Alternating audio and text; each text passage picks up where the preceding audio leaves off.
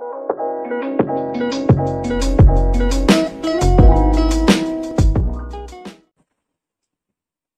Circuit Bangla tutorial video সিরিজে আপনাদের সবাইকে স্বাগতম।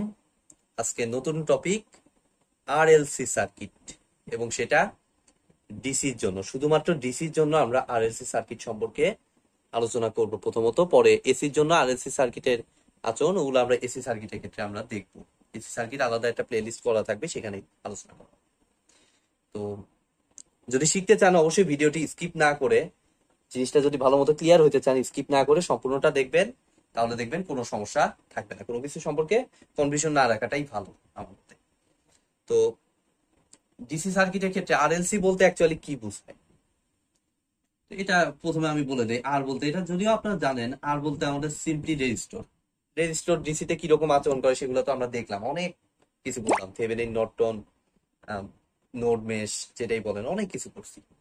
তো আর নিয়ে আমার মনে হয় যে আর আলোচনা করার কোনো কোশ্চেন আসে না। আর এর ক্ষেত্রে শুধু ইকুয়েশনটা আমি লিখতে পারি, B equal to I R.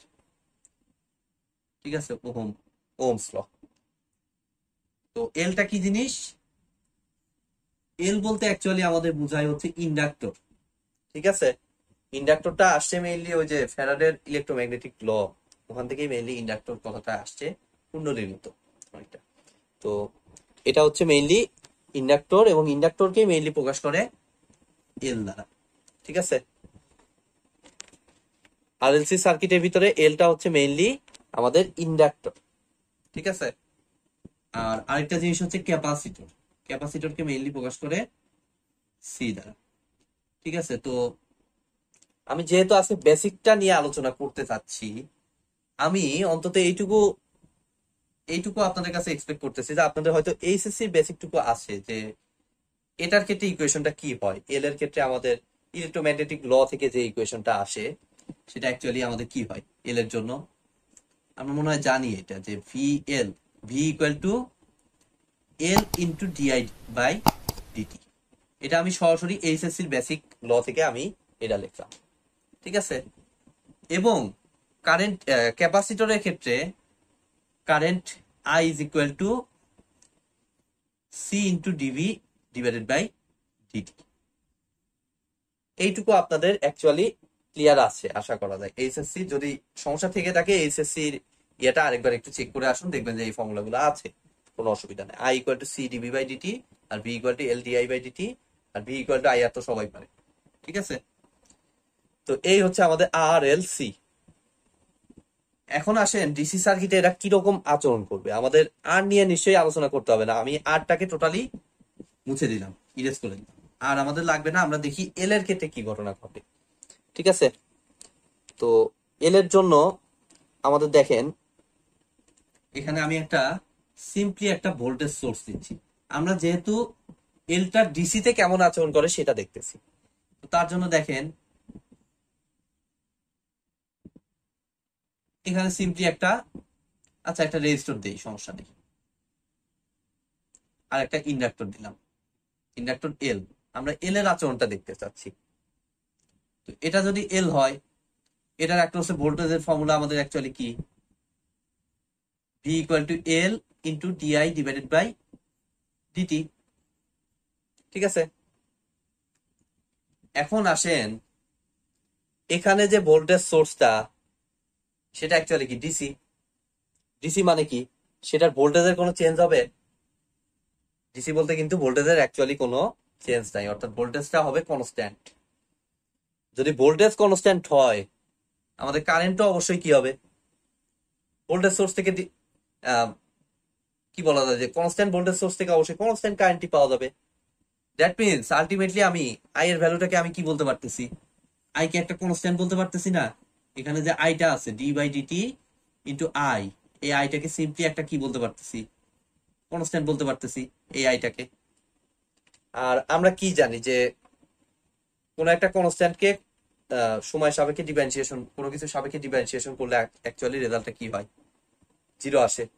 That means zero into L, ultimately এখানে ভ্যালুটা আসে জিরো। অর্থাৎ এই ভিটা ছিল ইন্ডাক্টরের অ্যাক্রসে ভোল্টেজটা, অর্থাৎ ইন্ডাক্টরের অ্যাক্রসে ভোল্টেজটা আমরা কত পাচ্ছি, আমরা কিন্তু ইন্ডাক্টরের অ্যাক্রসে ভোল্টেজটা শূন্য পাচ্ছি। দ্যাট মিনস আমরা ইন্ডাক্টরের ক্ষেত্রে শূন্য পাওয়া মানে কি, কোন জায়গার ভোল্টেজ শূন্য হয়, যে জায়গাতে অবশ্যই কি থাকে, শর্ট সার্কিট নাকি ওপেন সার্কিট হলে শূন্য হয়, আমরা কি জানি, অবশ্যই শর্ট সার্কিট হলে শূন্য হবে।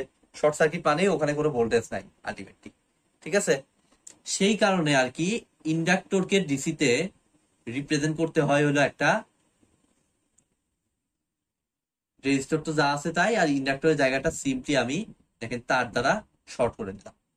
ঠিক আছে, ইন্ডাক্টরটা ডিসি সার্কিটে টোটালি আচরণ করবে হলো শর্ট সার্কিট হিসেবে। ঠিক আছে, ক্লিয়ার, একদম সিম্পল একটা জিনিস।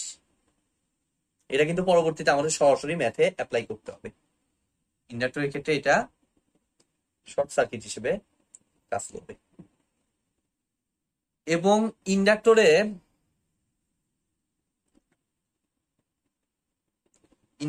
ক্ষেত্রে যে শক্তিটা, সেটা অ্যাকচুয়ালি আসে হলো ইন্ডাক্টরের শক্তির যে ফর্মুলাটা, এটাও ইন্টারে সরাসরি দেয়া আছে আপনাদের।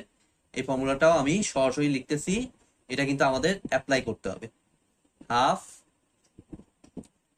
এল ইন্টু আই এর উপর স্কোয়ার। ঠিক আছে, অর্থাৎ এই সার্কিটের ভিতর দিয়ে যে কারেন্টটা প্রবাহিত হবে, শর্ট করে দেওয়ার পর যে কারেন্টটা প্রবাহিত হবে সেই কারেন্টটা সিম্পলি তো পেয়ে যাবো। ধরেন এটা 10 ভোল্ট, এটা 2 ওহম হলে 10/2 5, কারেন্টের মান 5 আসবে, 5-এর সাথে এল এর মানও দিয়ে দিবে, এই যে এখানকার ধরেন এত হেনরি, সেটা বসায় দিলে আলটিমেটলি ইন্ডাক্টরের মধ্যে সঞ্চিত শক্তিটা আমরা পেয়ে যাব। এই ফর্মুলাটা আমাদের লাগবে ইন্ডাক্টরের মধ্যে সঞ্চিত শক্তি হিসাব করার জন্য। ঠিক আছে, এটাও এইচএসসির ফর্মুলা আমি সরাসরি এখানে বসায় দিচ্ছি। তো এখন আমি এটা মুছে দিতে পারি, মানে ইন্ডাক্টরের কাজ আপাতত শেষ, এই চ্যাপ্টারে যতটুকু লাগবে। এবার এই জায়গাটা আমি ক্যাপাসিটর দিয়ে ফিল আপ করে দিচ্ছি। ক্যাপাসিটর হলে ঘটনাটা কি হয় দেখি। ক্যাপাসিটর দুইটা সমান্তরাল পাতের মতো। ক্যাপাসিটরের ক্ষেত্রে আলটিমেটলি ফর্মুলাটা হচ্ছে I equal to C into d v d t. তাহলে এখান থেকে কনস্ট্যান্ট ভোল্টেজ, মানে আলটিমেটলি ক্যাপাসিটরের মধ্যেও একটা কনস্ট্যান্ট ভোল্টেজ পাবো। এই ভোল্টেজ আর এই ভোল্টেজ অবশ্যই আলাদা, বাট কনস্ট্যান্ট ভোল্টেজ পাবো নাকি। কনস্ট্যান্ট ভোল্টেজ যদি পাই, আলটিমেটলি ডিডিটি অফ এই ভি এর জায়গাটা কি হবে, একটা কনস্ট্যান্ট হবে। কনস্ট্যান্টকে ডিফারেন্সিয়েশন করলে আলটিমেটলি আমরা শূন্য পাবো। অর্থাৎ ক্যাপাসিটরের মধ্য দিয়ে কোনো কারেন্ট নাই, তথা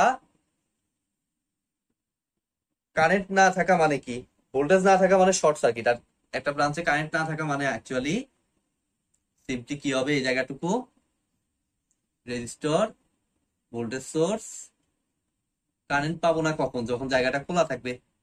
দ্যাট মিনস ক্যাপাসিটর মানে ডিসি সার্কিটে ক্যাপাসিটর আচরণ করবে হলো ওপেন সার্কিট হিসেবে। কি সার্কিট হিসেবে কাজ করবে, ওপেন সার্কিট হিসেবে কাজ করবে। ঠিক আছে, তাহলে ইন্ডাক্টরের ক্ষেত্রে ডিসি সার্কিটে ইন্ডাক্টর কাজ করবে শর্ট সার্কিট হিসেবে, আর ক্যাপাসিটর কাজ করবে ওপেন সার্কিট হিসেবে। ঠিক আছে, আর সঞ্চিত শক্তি, ক্যাপাসিটরের যে সঞ্চিত শক্তি, এটাও এইচএসসি তে ছিল, এটা হচ্ছে actually half CV square. V বলতে অ্যাকচুয়ালি এই ভি না, কিন্তু এই যে এই ভি আর এই ভি যদিও এখানে এক হবে, তো অনেক সময় এক হয় না, দেখা যায় যে এইদিকে আরো ব্রাঞ্চ থাকে, সেই ক্ষেত্রে এই ভি এক হয় না। ঠিক আছে, তো এই ভিটা অ্যাকচুয়ালি মনে রাখেন যে প্রান্তটা ওপেন করে দিবেন সেই প্রান্তের ভি। ঠিক আছে, তো হাফ সি ইন্টু ভি এর উপর স্কোয়ার, এই ভিটা পাওয়ার পর সেই ভি কে স্কোয়ার করে জাস্ট সি দিয়ে গুণ করে 2 দিয়ে ভাগ করে দিলেই আমরা এটা পেয়ে যাবো, ক্যাপাসিটরের মধ্যে সঞ্চিত শক্তিটা, ধারক। তো এই তো আজকের ভিডিওটি এই পর্যন্তই। বেসিক ক্লাস যেটা আরএলসি সার্কিটের, ডিসির ক্ষেত্রে আরএলসি সার্কিটে কিরকম আচরণ করে তার বেসিক ক্লাসটা ছিল আজকে। আজকের এই ক্লাসটার উপর বেসিক ভিত্তি করেই মেইনলি সামনে আরএলসি সার্কিট টোটালটা আলোচনা করা হবে ডিসির ক্ষেত্রে। ঠিক আছে, তো ভিডিওটি যদি ভালো লেগে থাকে অবশ্যই ভিডিওতে একটি লাইক দিবেন, বন্ধুদের সাথে বেশি বেশি শেয়ার করবেন, আর চ্যানেলে যদি নতুন হয়ে থাকেন অবশ্যই চ্যানেলটি সাবস্ক্রাইব করবেন। ধন্যবাদ।